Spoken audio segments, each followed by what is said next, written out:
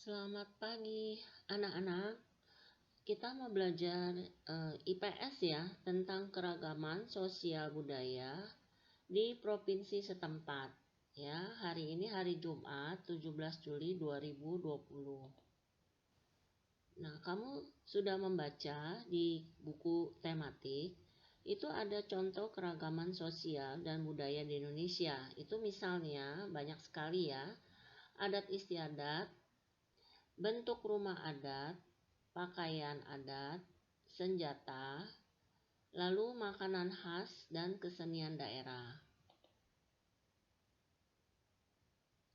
Daerah itu termasuk apa? Misalnya alat musik, jenis musiknya, lagu-lagu daerah, dan cerita rakyat. Cerita rakyat misalnya Malin Kundang, Batu Menangis, gitu ya. Lalu ada Kancil dan Buaya, dan sebagainya.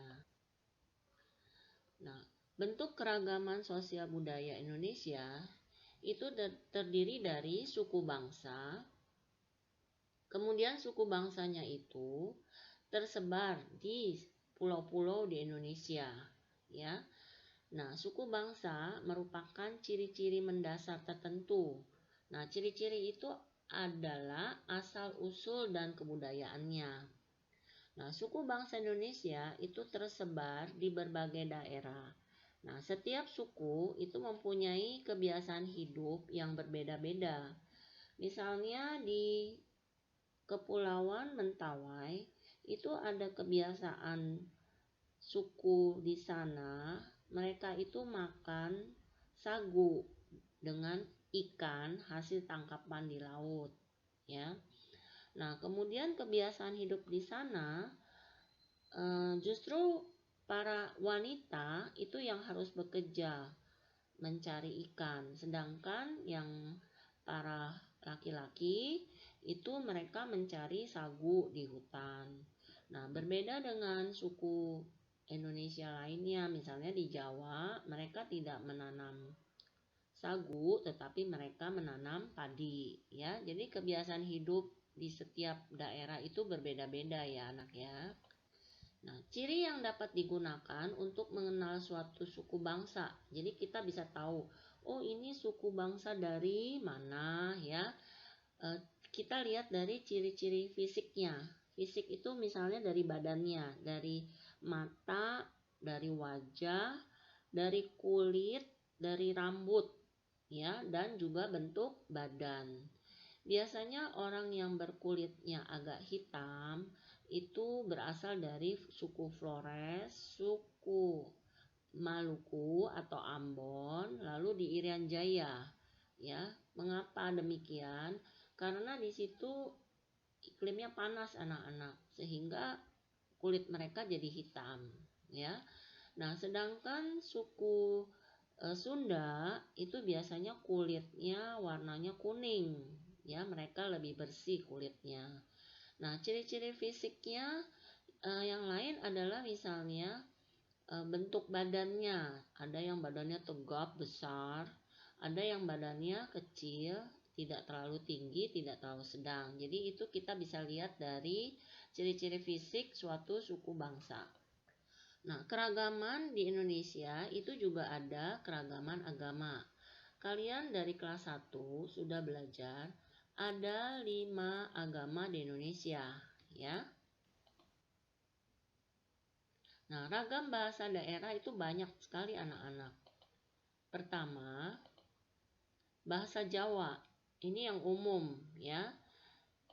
Kemudian bahasa Sunda itu di Jawa Barat. Bahasa Batak itu di Sumatera Utara. Bahasa Minang itu ada di Sumatera Barat. Kemudian bahasa Manado, ya, itu ada di Sulawesi, ya. Kemudian bahasa Maluku, bahasa Ternate. Dan yang tidak asing adalah bahasa yang ada di Jakarta yang disebut bahasa Betawi. Nah, ini adalah sebagian kecil, ya. Indonesia itu banyak sekali ragam bahasanya. Ya, yang Ibu tulis di sini adalah ragam bahasa yang umumnya yang ada di sekitar. Nah, Indonesia itu ya sangat terkenal sebagai negara yang paling beragam. Yang paling beragam artinya sukunya itu bukan hanya satu atau dua, tapi beragam, banyak macam ya. Nah, mengapa? Karena Indonesia itu sebagai negara kepulauan. Dia mempunyai 1340 suku bangsa, itu lebih ya. Nah, 1340 suku bangsa itu mendiami di lebih dari 17.000 pulau. Nah, banyak sekali ya. Nah, suku bangsa Indonesia itu tidak hanya suku bangsa asli Indonesia. Nah, kalau kita lihat dari sejarahnya, kita belajar PPKN waktu kelas 3, suku bangsa di Indonesia itu ada juga suku-suku bangsa keturunan. Karena mereka datang dari berbagai daerah untuk berdagang di Indonesia. Misalnya suku Tiongkok atau Tionghoa, India, Arab, dan Eropa. Mereka datang ke Indonesia, dulu disebut Nusantara, itu karena mereka mau berdagang, ya. Mereka berdagang, kemudian mereka suka dengan tanah di Indonesia, lalu mereka diam atau mendiami dan tinggal, kemudian menikah dengan suku bangsa asli. Akhirnya kita-kita yang sekarang ini adalah suku bangsa keturunan. Sehingga kamu lihat ada dari antara kita itu ada keturunan Tiongkok ya.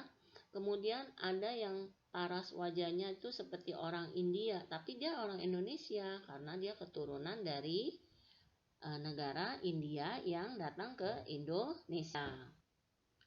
Nah, ragam kesenian daerah itu misalnya seni membatik, seni mengayam rotan, seni tari daerah, dan alat musik. Tentu banyak macam lagi ya, ini yang Ibu tulis yang umumnya. Nah, contoh-contoh alat musik itu banyak sekali ya. Ada kolintang dari Minahasa, tambo dari Aceh, calung dari Sunda dan Banyumas. Calung dan angklung itu mirip ya. Lalu angklung yang biasa kamu mainkan waktu ekskul musik bersama Ibu Dewi ya, itu disebut angklung. Kemudian ada gambus, sasando, tifa dari Maluku, dan gong dari Jawa Tengah. Nah, contoh-contoh tarian daerah yang sudah kamu pelajari baru-baru ini adalah tari bunga cempaka. Kemudian dari Bali itu ada tari legong, tari kecak. Dari Sumatera Barat yang terkenal itu tari lilin. Dari Bangka Belitung itu tari sekapur siri.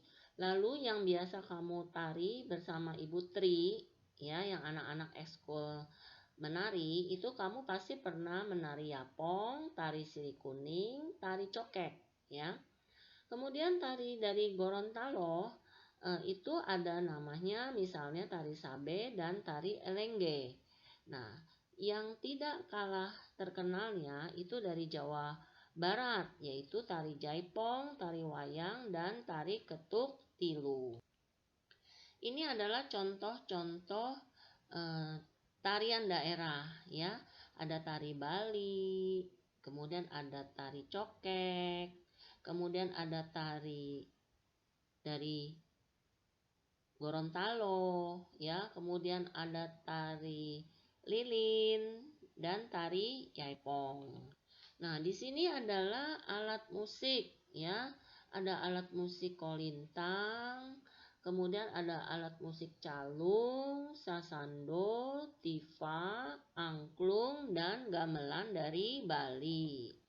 Nah, ini adalah kerajinan-kerajinan ya. Contoh-contoh kerajinan misalnya kerajinan mengayam rotan ya. Kamu pasti pernah lihat anyaman dari rotan ya. Kalau kita pergi ke supermarket, kita kalau mau membeli buah, kita masukkan ke dalam rotan ya. Nah, itu sebelumnya rotannya dianyam dulu anak-anak ya. Nah, setiap hari Jumat kita juga memakai baju batik ya. Nah, ini adalah alat untuk membuat lukisan di kain